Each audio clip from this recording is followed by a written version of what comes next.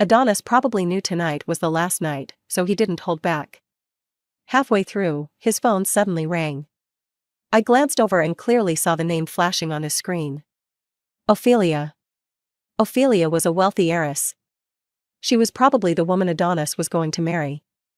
Just as that thought crossed my mind, my body suddenly felt empty. Adonis had already pulled away and reached for his phone. He got out of bed, answering the call as he walked toward the balcony. I stared at his tall, broad-shouldered figure, momentarily dazed. "All right, I'll head over now. Give me half an hour."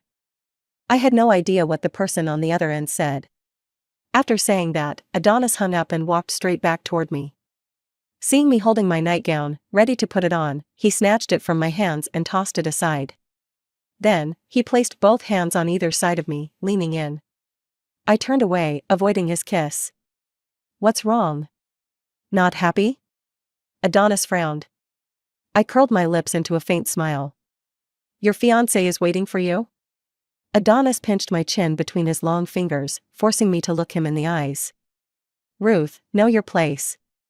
You don't get to ask me that." "Of course, Mr. Adonis, I don't have the right." I looked at him and smiled.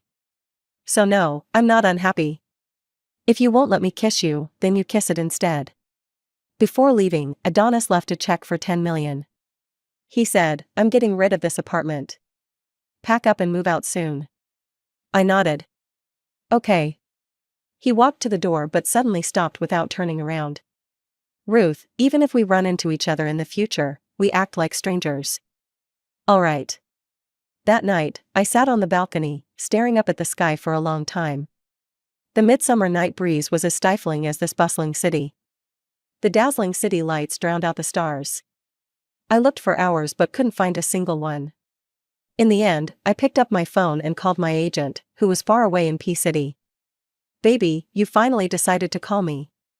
Do you have any idea how long I've been waiting for this? Where's the artwork you promised me? The month ends in 3 days, when are you handing it in? And the long-term collaboration with H Brand?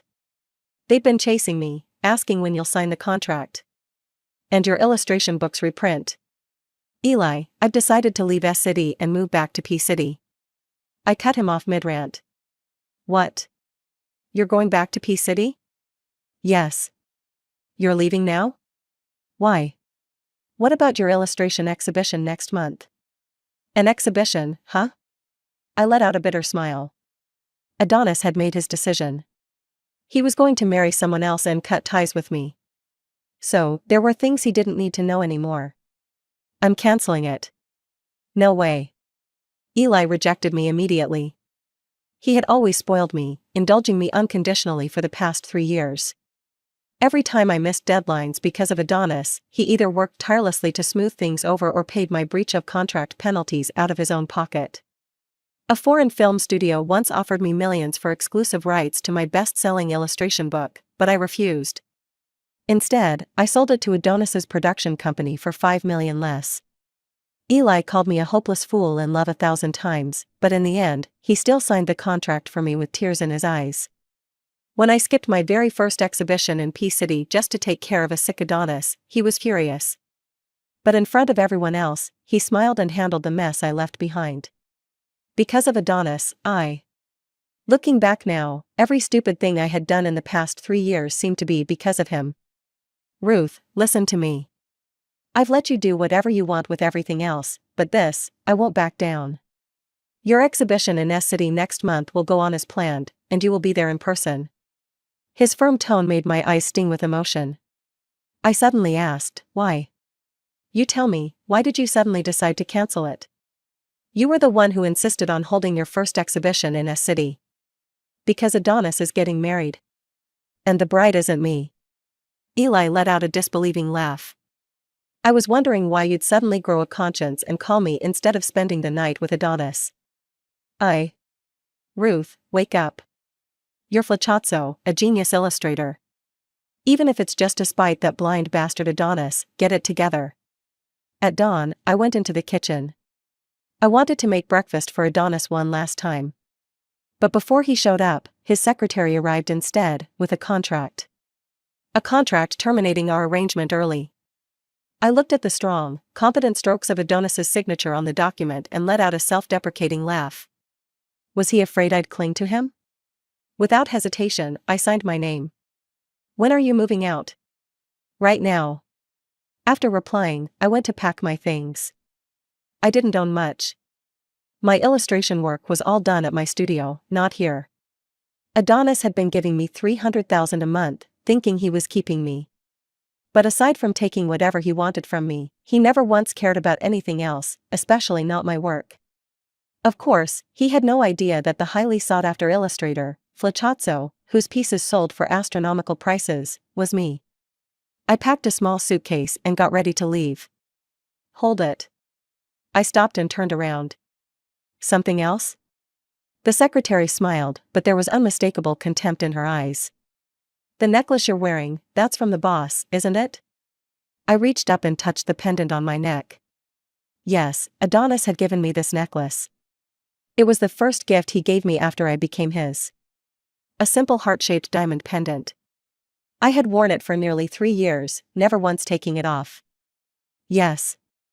The secretary crossed her arms and stepped closer. Apart from the $10 million in the contract, the boss never said you could keep anything else. Since you two are done, shouldn't you return everything he gave you? I closed my eyes briefly, then nodded and unclasped the necklace, handing it over. That's it? You didn't take anything else, did you? She scanned me up and down. To be thorough, I should check your suitcase. You don't mind, do you? I don't. I set my suitcase down and opened it for her. She rummaged through it, but aside from my ID and 2 sets of clothes, there was nothing else. And your body? She narrowed her eyes. You're not hiding anything valuable, are you? My expression turned cold. Are you asking to search me? She raised an eyebrow. How else can I be sure you didn't take anything from our boss? Is this Adonis's idea? He pays me to handle his affairs. Then should I take off my dress so you can check? I was wearing a simple, pocketless loungewear dress over my underwear. That would certainly make things. Before she could finish, I slapped her across the face. If you want to search me, tell Adonis to do it himself. After leaving Adonis's apartment, I headed straight to Villa number 109. It was said to be the most expensive villa in S City, so exclusive that even money couldn't buy it. Eli had asked me to move in, saying it belonged to a friend of his. His friend was abroad, and the house was empty, so I could stay for a month. The housekeeper and driver treated me with warmth and respect, almost like I was the lady of the house. They took care of everything for me, down to the smallest details. They even gave me the best bedroom and a studio in the villa. To my surprise, the decor in both matched my taste perfectly. For the first time in a long while, I felt a sense of home. A feeling I had never experienced in the 3 years I had been with Adonis.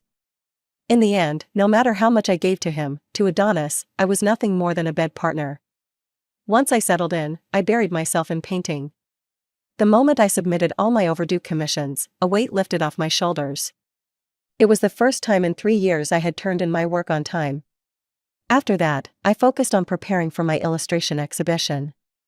That night, after discussing work with the curator over dinner, I wandered the streets aimlessly. As I walked, I suddenly saw Adonis's face on a massive screen up ahead. And Ophelia. They were engaged. Ophelia stood beside him, their fingers intertwined, gazing into each other's eyes. Love-filled, tender, intimate. I stood frozen, staring at the screen as memories surfaced, the first time I met Adonis when I was 14. People used to say my mother was a mistress, that she was driven to suicide by the man's wife. On the day she died, she sent me out on an errand. By the time I came back, an ambulance had already arrived. I saw them carrying her bloodied, barely breathing body into the vehicle.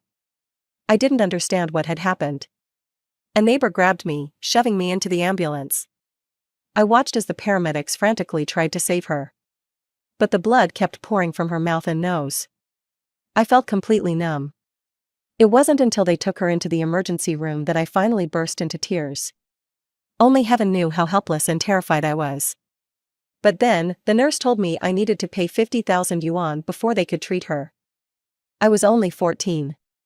Where was I supposed to get that kind of money?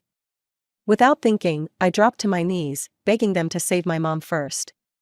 The nurse insisted it was hospital policy. But I had nothing. All I could do was keep begging, over and over. And at my most desperate, hopeless, and miserable moment, Adonis appeared, like a god descending from the heavens. He looked at the nurse and said, "I'll cover the 50,000. I was stunned. By the time I came to my senses and ran after him, he was already gone. Later, the nurse told me his name was Adonis, the richest man in the city. The money was paid, but my mother still didn't make it. She left behind a letter. She wasn't a mistress. When she was with my father, she had no idea he was already married." Boom. The summer sky changed as quickly as a child's mood.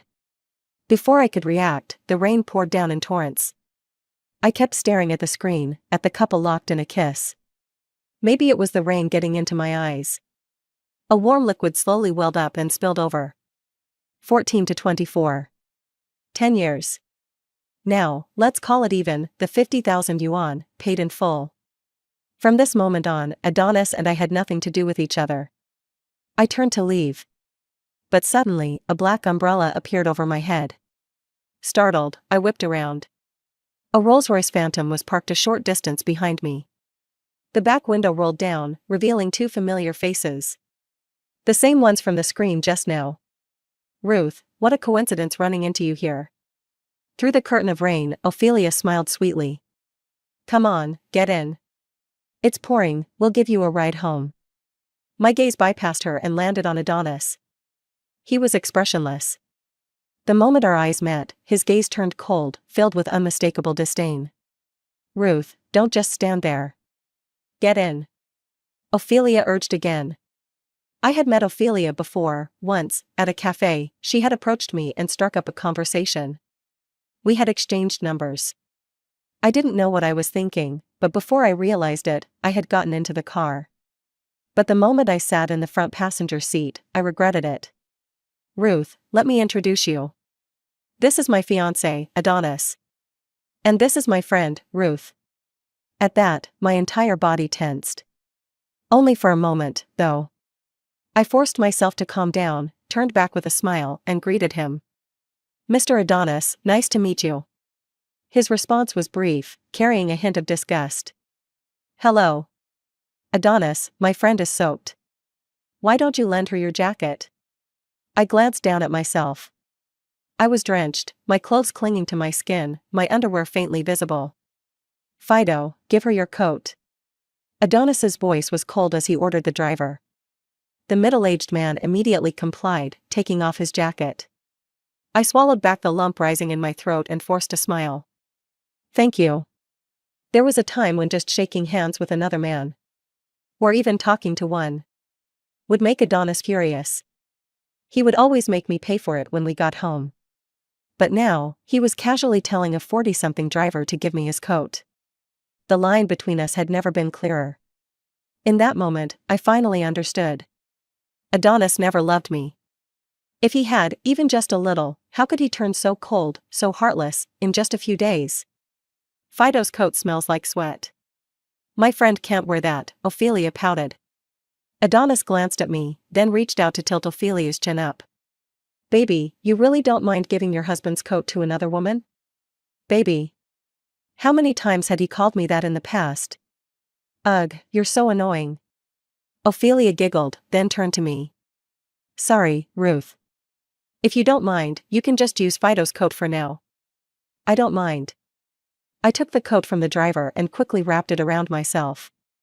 "By the way, where do you live?" "We'll drop you off." Ophelia asked. I told her my address. "Ruth, this villa must be worth at least a few billion. Is it your boyfriend's?" "I never knew you had such a rich boyfriend." I smiled but didn't respond to Ophelia's comment. Instead, I took off my coat and handed it to the driver. Outside the car, a servant stood holding an umbrella, waiting for me. "No need," I said. Just as the driver was about to take my coat, Adonis's cold voice interrupted. "Fido, have my secretary buy you a new one later." "Yes, Mr. Adonis." The driver agreed with a grin. My hand froze in midair for a few seconds before I slowly withdrew it. "I'll transfer the money for the new coat to Miss Ophelia later. Thank you for giving me a ride back." With that, I opened the car door and stepped out. Out of the corner of my eye, I caught a glimpse of Adonis's face, dark and stormy, just like the sky above. "Hey, Ruth, we're getting married on the 27th this month. I'll have someone send you an invitation. You have to come to our wedding." The 27th. What a coincidence. That's the day of my art exhibition. Sure, I agreed without hesitation, feeling absolutely nothing inside. As soon as I got out of the car, Tara, the housekeeper, quickly held the umbrella over me, shielding me from the rain. "Oh dear, Miss Ruth, how did you get so drenched? You're freezing. You'll catch a cold at this rate. Hurry inside and take a hot bath. I'll make you some ginger tea." I wasn't sure if it was the cold wind or something else, but my eyes suddenly stung with tears. Why did Tara remind me so much of my mother? That night, I was dozing off with a book in my hands when my phone suddenly rang. It was an unfamiliar number. I answered. "Ruth, it's only been a few days, and you've already blocked me completely?" Adonis's gritted voice came through the phone. At that moment, he was standing in the walk-in closet of the master bedroom where he and I had lived together for 3 years. He stared at the neatly stacked piles of cash, $3.6 million in total, and the $10 million check. His forehead veins bulged with fury. 3 years. $3.6 million. Plus, a $10 million settlement. Not a penny more, not a penny less. And everything he had ever given me, I had left behind, every last bit of it. The drowsiness vanished instantly. I asked calmly. "Is something wrong, Mr. Adonis?" "Right now. Immediately. Get your ass back here." "Back where?" I chuckled. "Mr. Adonis, we signed a contract." "What? Found a bigger backer, and now you dare go against me?" Adonis had already looked into it. House number 109. A property under Harold's name. His family wasn't just powerful in S-City, nationwide, they were untouchable. "Mr. Adonis, you must be joking." At that moment, I felt something I had never felt before, utter disappointment. My heart died completely in that instant. Not a ripple, not a single trace of emotion left for him. "If there's nothing else, Mr. Adonis, please uphold the contract and stop bothering me." "Ruth, when exactly did you start hooking up with Harold?" "What, you think just because you left all the money and gifts behind, it erases the fact that I kept you as my mistress? That it makes it okay for you to spread your legs for Harold? Even if Harold spoils you now, you're still just a woman I got bored of and discarded." I closed my eyes and took a deep breath. "Mr. Adonis, do whatever you want with the money and the things. I don't want any of it." Eli flew into S-City 2 weeks early for my exhibition. If we didn't count video calls, we hadn't seen each other in almost 2 years. It wasn't that Eli didn't want to visit me in S-City, I was the one who kept stopping him. I was afraid Adonis would find out about my identity as Flacazzo. Even more afraid he'd be unhappy seeing how close I was with Eli. So I always made up excuses to keep him away. When Eli rushed out of the airport and hugged me, I couldn't hold back my tears. Through the mist in my eyes, I saw a familiar car parked on the side of the road. Inside, Adonis sat with a face as dark as a storm cloud. Luckily, he left quickly. But I didn't expect to run into him again, inside the restaurant bathroom. Leaning against the sink a few steps away, he stared at me, his gaze full of shadows. My body stiffened in shock. The moment I realized what was happening and turned to flee, Adonis caught me effortlessly. He pinned me against the wall, his fingers gripping my chin like a vice.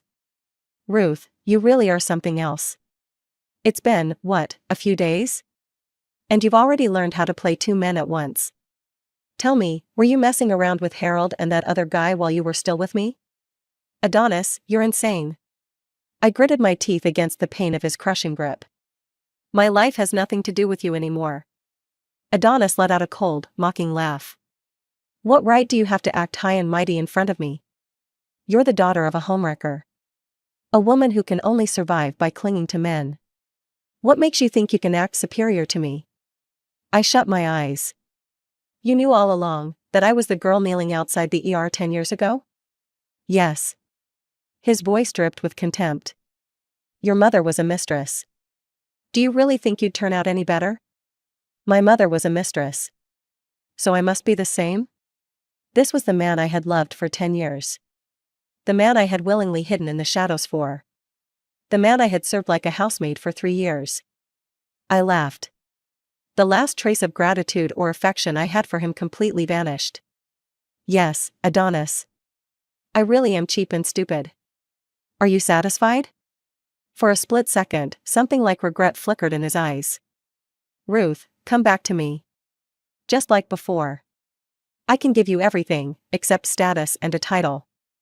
Before he could finish, I slapped him across the face. Adonis, get lost. Eli, do you know Harold well? Back at Villa 109, I finally asked the question I'd been holding in for 2 weeks. Yeah, pretty well. He's actually your biggest fan. He'll be at your exhibition, you two should have a good chat. Is that really necessary?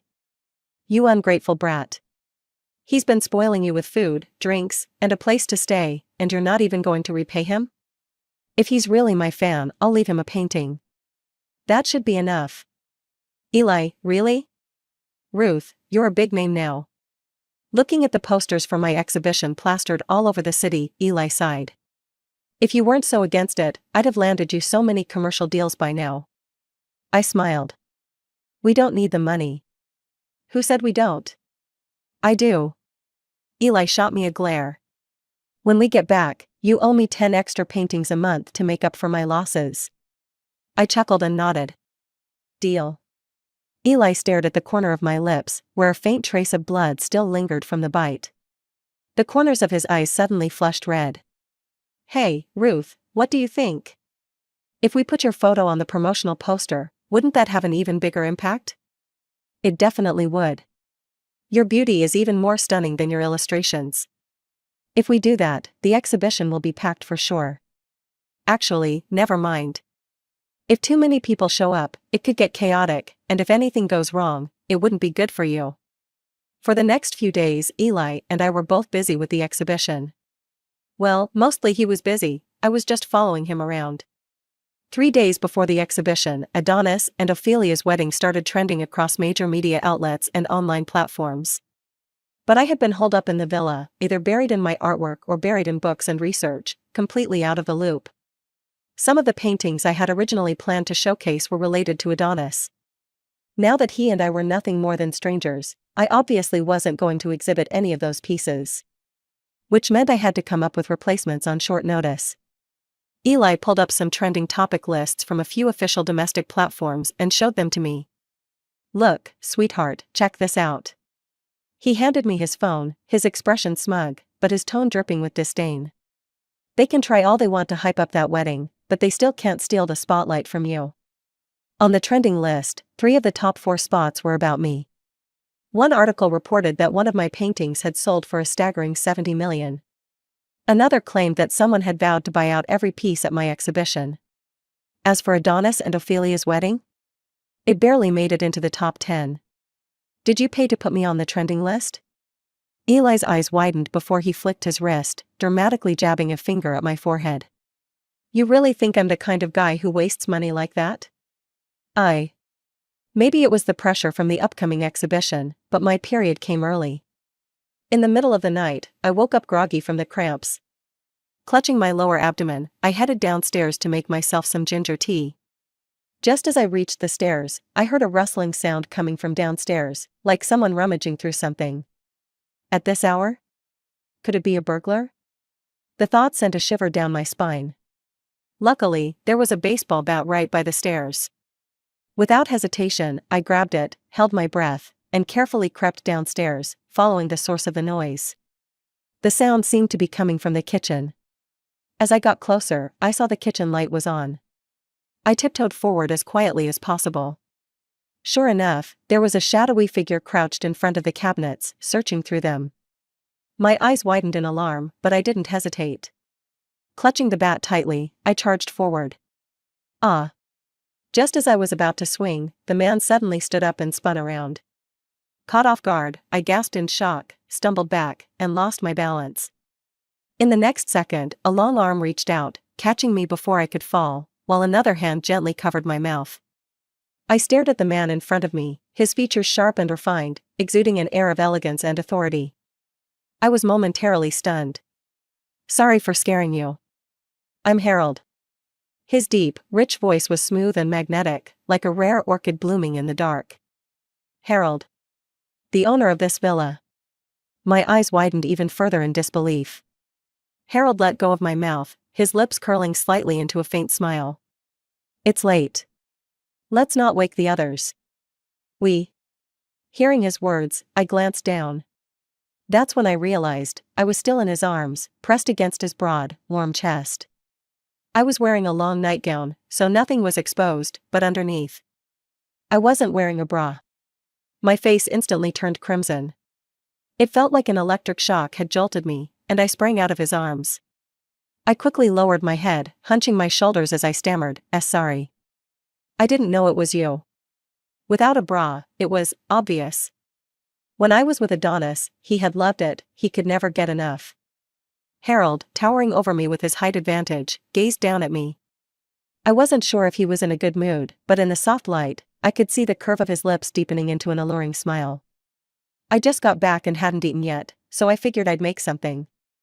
Are you hungry too? I shook my head furiously. And no, I'm not hungry. Please, go ahead. I won't bother you. With that, I bolted back to my room as if my life depended on it. Leaning against the door, I clutched my wildly pounding chest. My breath came in short, rapid gasps, my face burning. I had almost completely forgotten about the pain in my abdomen. That was beyond embarrassing. Now that Harold was back, and after what just happened, wouldn't it be better for me to move out? Yes, I should move out. Otherwise, I wouldn't know how to face him over the next few days. I decided that as soon as morning came, I'd talk to Eli about it. Crawling back into bed, the cramps returned in full force, making sleep impossible. Then suddenly, there was a knock at the door. I tensed up, holding my breath. I made some ginger tea for you. Want some? And do you need any painkillers? Harold. How did he know I was on my period? Confused, my heart started racing again. I got up, threw on a coat, and opened the door. Harold stood outside, holding a tray.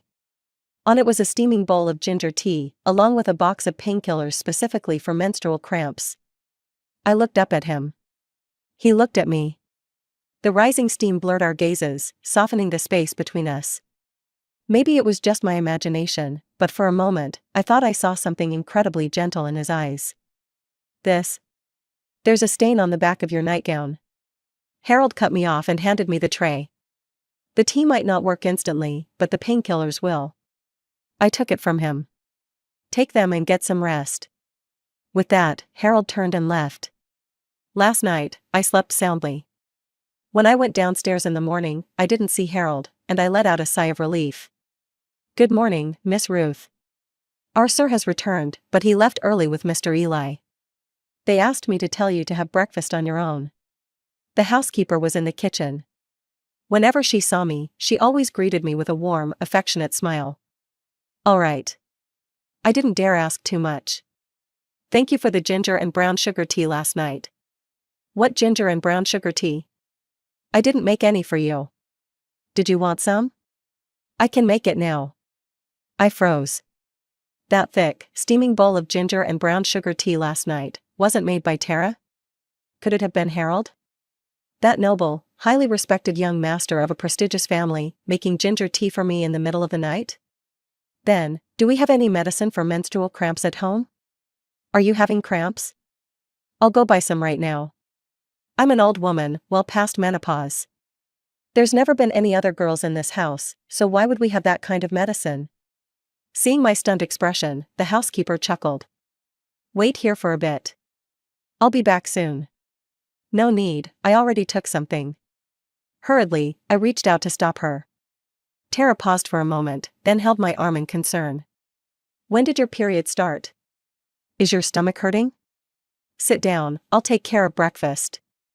I nodded numbly, letting Tara half support, half push me to the couch in the living room. Miss, our sir is truly a good man. Right? She beamed. Our sir is wonderful in every way. The only problem is, he's getting older but refuses to date or get married. His parents are worried sick. Harold's mother came from an aristocratic family as well. As an only child, she had only one son, Harold. Naturally, he was the sole heir of both families. I smiled but didn't continue the conversation. To avoid running into Harold, I stayed in the art studio after breakfast and didn't go out. The exhibition was the day after tomorrow. Since I had some free time, I wanted to finish the painting I had planned as a gift for Harold. After much thought, I decided to make a splashing painting for him.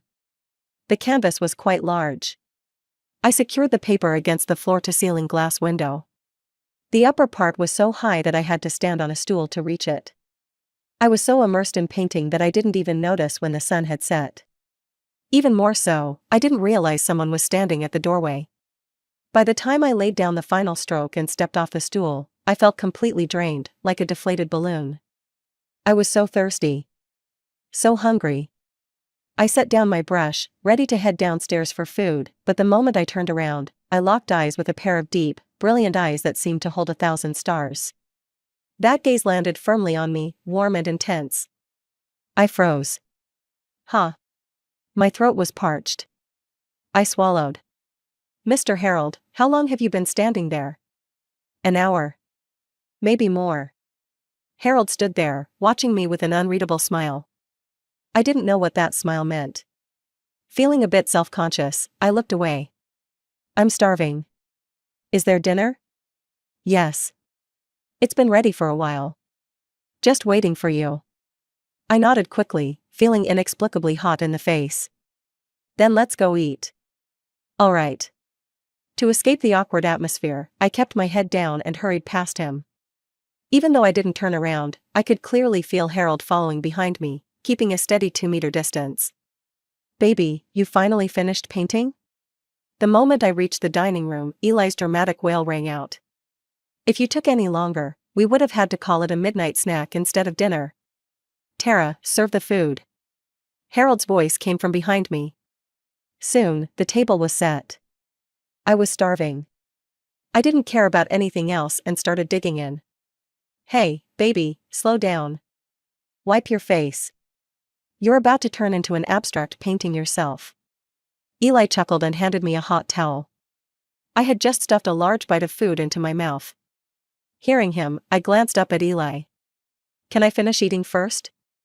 Eli stared at me, momentarily stunned. Go ahead, Harold said. After eating my fill, I finally felt better, enough to talk to Harold normally. Mr. Harold, what do you think of the splashing painting from earlier? Harold's sharp brows eased slightly. After a moment of thought, he said. If it were auctioned, I'd expect it to fetch at least 10 million. Eli's eyes widened in shock. I need to see this. With that, he jumped up and sprinted to the second floor. I couldn't help but smile. Thank you for the compliment. Harold's approval reassured me. After all, it was a gift for him. If he didn't like it, I'd have to redo it. On the day before the exhibition, Eli accompanied me to the venue. Everything was already set up, and it looked spectacular. I was very satisfied. Baby, that painting from yesterday, it's incredible. What's its title? How about we set up a special display case for it? It deserves its own spotlight. I shook my head. It's called City's Night Wanderer. I'm giving it to Mr. Harold. It won't be on display. Eli blinked, then narrowed his eyes with a teasing smile. Hey, be honest with me. Do you have feelings for him? I rolled my eyes. Dear Eli, you already knocked some sense into me. I'm not going to be a love-struck fool again. Hey now, that's unfair. That scumbag Adonis? He's not even worthy of Harold's pinky toe. I grinned. And what does that have to do with me? To minimize my time with Harold, I deliberately dragged Eli out for dinner that night. He said a friend recommended a fantastic restaurant. We went. But what I didn't expect, Harold was there. And judging by how he was sitting, it seemed like he was waiting for us. Eli pulled me forward. See? My friend didn't lie. Great place, huh? I wanted to strangle him. While I glared speechlessly at Eli, Harold had already walked over and pulled out a chair for me. Please, sit. Thank you. Eli sat beside me. Harold returned to his seat and handed me the menu. What would you like to eat? Mr. Harold, you decide. I'm not picky. Harold nodded and called the waiter to order. He ordered casually. But as I listened, my heart pounded. Every single dish he chose was something I loved. I had always assumed that Tara cooked my favorite dishes because Eli told her what I liked. But now, I couldn't help but glance up at Harold. At that moment, he finished ordering and looked back at me. Our eyes met. Under the soft restaurant lighting, his gaze was deep and warm, holding an undeniable tenderness. I forced myself to stay calm and smiled, saying, "Isn't Mr. Harold from B-City? How come you love the food here so much and have such an interest in it?" Harold curved the corners of his mouth and replied, "When I was little, I ate a lot with my grandparents, so I slowly grew to like it." I nodded, unsure of how to respond next, when Eli stepped in and asked, "By the way, how are your parents doing now?" Harold picked up his water cup and took a sip before saying softly, "Well, they're in good health, but they're planning to cut ties with me." "Ah, why?" Eli asked. I was curious too. Because the people they set me up with for blind dates, I haven't met a single one. I was speechless. "Harold, what a coincidence, you're back in S-City." Halfway through our meal, Ophelia suddenly appeared in front of us. Harold raised an eyebrow, glancing at her. "Who's this? Calling out here randomly?" Ophelia's smile instantly froze. Eli, not helping, snickered and laughed out loud. "Ruth, you're here too?" "Sorry, I just noticed you." Ophelia turned to me. I nodded faintly at her. "You got my wedding invitation, right? You must come tomorrow, and make sure to bring your boyfriend." I really didn't want to engage much, so I just replied, "Okay." Although I wasn't going, I would make sure the red envelope got delivered. "By the way, what's your boyfriend's name?" "Tell me, I'll make sure to arrange a seat for you both." Eli rolled his eyes. "I don't have a boyfriend right now." "No boyfriend? But a few days ago, you told me about your boyfriend. You said he was rich and that you had a great relationship. What happened? Did you break up so soon?" Eli couldn't hold back anymore. "Ophelia, right? On the way here, I saw your fiancé Adonis holding a young girl and going into a hotel. If you hurry now, you might catch them in the act." Eli deliberately raised his voice, and the people at nearby tables started looking their way. Now it was Ophelia's turn to turn pale. "Who are you? Do you know my husband? Stop shouting here." Eli sarcastically chuckled. "Oh, you guys are buying hot searches with all your money these days. I'm not blind. How could I not recognize that ugly guy Adonis? He's unforgettable, even if I wanted to forget. Better go now, or it'll be too late to catch him in the act." Ophelia was so angry her face almost twisted. She stomped her foot and walked off. I gave Eli a big thumbs up under the table. His ability to make up lies with his eyes wide open was getting better and better. If you want to compliment me, just say it. Holding it in must feel uncomfortable. I looked up, and unexpectedly, my gaze locked with a pair of incredibly deep and bright black eyes. For a moment, I froze, quickly looking away from Harold's eyes. "Do you need a boyfriend?" "Huh?" I was completely caught off guard, my face quickly turning red. "It's nothing." Harold withdrew his gaze. "Let's eat." The rest of the meal felt tasteless. After returning to Villa 109, I made up an excuse to retreat to my room and didn't go out.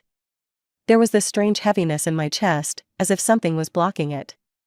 After a shower, I went to the bedroom balcony in my long nightgown to get some fresh air. As soon as I opened the balcony door, I noticed a tall, slender figure on the balcony of the next room. It was Harold. He had already showered and was wearing a dark blue bathrobe.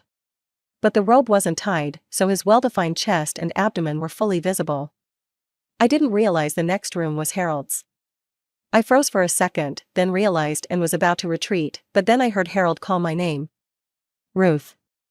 I closed my eyes for a moment and had to stop in my tracks. The next second, I heard a soft thud. I looked up quickly and saw Harold effortlessly leap over the balcony railing and land right in front of me. "What's up?" Harold stepped forward, coming close to me and said, "The question I asked you at the restaurant, you haven't answered yet." "What question?" Harold's chest trembled lightly as he let out a low, alluring laugh. Ruth, do you need a boyfriend? I happen to need a girlfriend. How about we give it a try? I furrowed my brow, biting my lip. Harold, I'm not sure right now. Ruth, you don't have to answer me right away. Harold interrupted, give me an answer after your art exhibition ends. With that, Harold lowered his head and kissed the top of my head. Then he turned and jumped back to his room's balcony. I looked over. He was looking at me too. Our eyes met, and he smiled at me. The smile was gentle and full of affection. Get some rest. Okay, good night. I returned to my room, and my phone suddenly rang with an unknown number. I answered it without thinking. Ruth, who are you really? What's your background?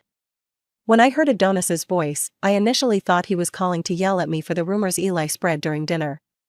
But to my surprise, he was now questioning my identity. Does it have anything to do with you?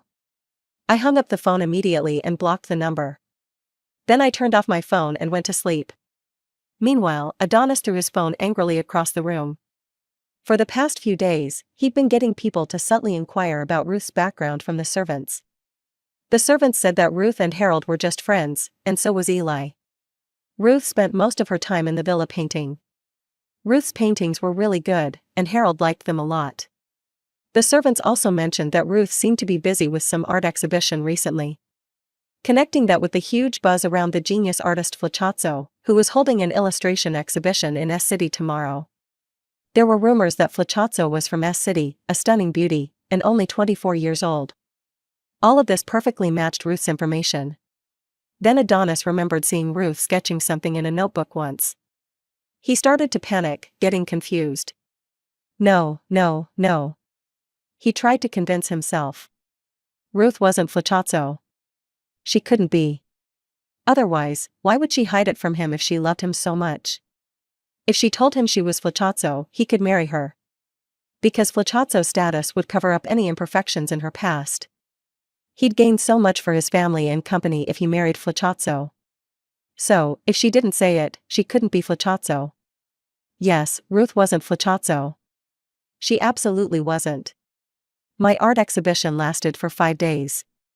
The first day was the most important. The rest went as expected. Except that Eli secretly let in a huge group of journalists without telling me.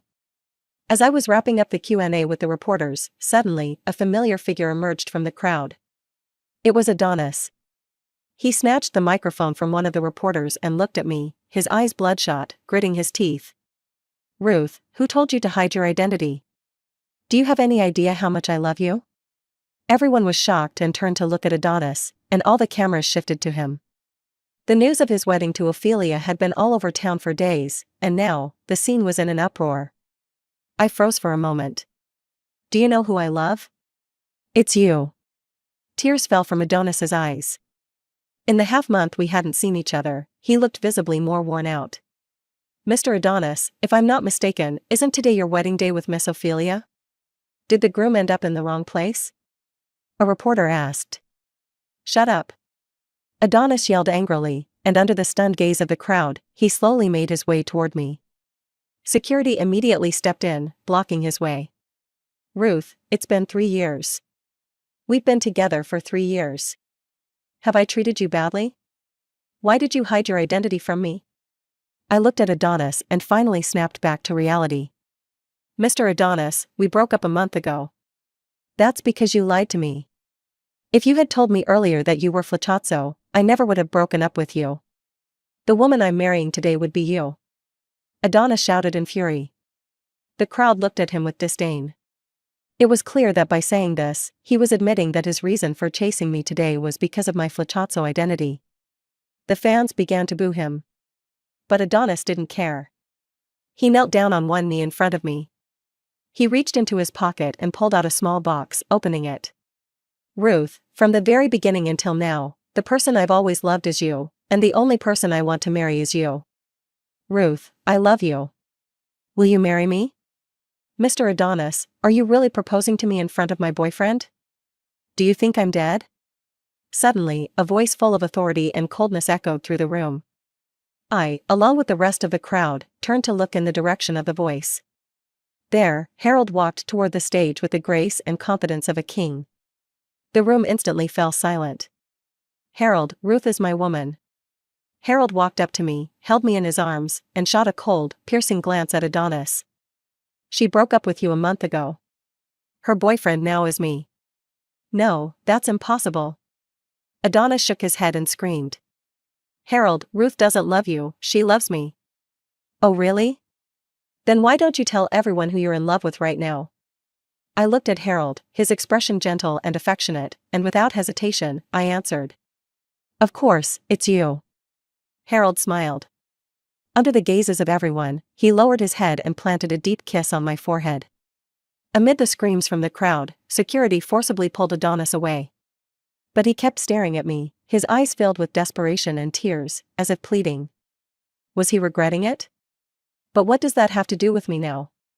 Aside from that little interruption from Adonis, my art exhibition went smoothly from start to finish. It achieved an unexpected level of success. Major media outlets vied to cover the exhibition. What surprised me was that someone actually wanted to buy all my works from the exhibition. They were willing to pay any price. But I declined. I only gave them the chance to select 10 pieces. It was a perfect ending. As for Adonis, things didn't go well for him. Not only did he lose Ophelia as his bride, but he also became an enemy to her family. They cancelled all collaborations with Adonis's company and started pressuring him in every way possible. Adonis's company's reputation and stock value plummeted. But honestly, I didn't care. On the day the exhibition ended, I couldn't wait to book a flight to P-City. For the past few days, I had no idea how to face Harold. I tried to avoid him as much as possible, coming home late and leaving early. It seemed like Harold understood what I was going through. So, for these few days, he didn't try to approach me. Once on the plane, I took out my phone and typed a text. "Thank you for helping me out that day, but I'm not ready to start a new relationship, so I'm sorry." After sending the message, I switched my phone to airplane mode. Then, I leaned back in my seat and closed my eyes. "Excuse me, miss, can I get through?" Suddenly, a familiar voice echoed above my head. It was deep, rich, gentle, and magnetic. Like the most beautiful note played on the oldest and most expensive cello. My heart skipped a beat, and I quickly opened my eyes.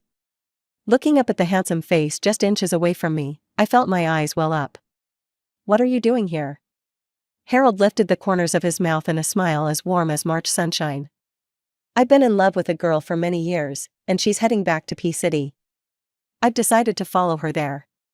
Even if I have to chase her relentlessly, I'm going to make her mine. END.